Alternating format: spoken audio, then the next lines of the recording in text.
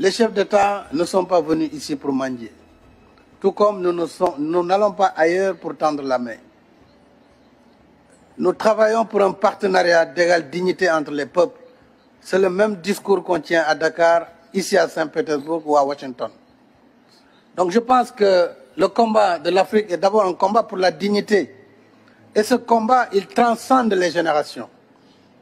Je suis très heureux, moi, d'être à côté du président Museveni ou du président Denis Sassou Nguesso, qui ont été pour l'un des combattants de la liberté, pour d'autres, des modèles de résilience. Et chaque génération a son combat à mener. Le nôtre, c'est de combattre d'abord le terrorisme qui est en train de gangréner notre continent.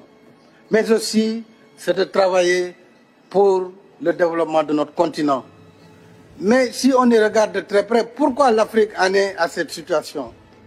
C'est justement le poids de l'histoire, l'héritage de l'esclavage, de la colonisation qui se poursuit à travers des manifestations de néocolonialisme et à travers l'injustice du système que nous combattons au quotidien. Nous avons demandé la réforme du système des Nations Unies. Nous avons demandé la réforme de la gouvernance mondiale qui, aujourd'hui, conditionne la vie de nos États. Et quels que soient par ailleurs nos efforts, si ces règles ne sont pas modifiées, eh bien, nous n'irons nulle part. C'est pourquoi il est important que nous travaillions dans la solidarité, que nous travaillions également à l'échelle du continent, puisque les défis sont majeurs. Nous avons des micro-États hérités du Congrès de Berlin qui nous empêchent de travailler à l'échelle. Si on ne comprend pas cette situation, on perdra beaucoup de temps sans efficacité. Je crois que la Russie, avec ses capacités en matière d'investissement, peut travailler avec l'Afrique sur ces grands projets régionaux. Et l'Afrique a besoin d'infrastructures de développement.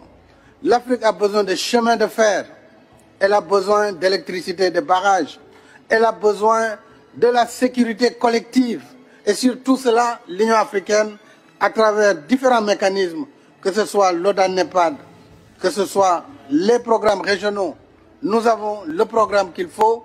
Et je pense qu'avec la Russie, nous pourrons travailler ensemble avec les BRICS et avec tout autre partenaire qui souhaiterait travailler dans nos priorités. Nous pourrons ensemble bâtir une prospérité partagée.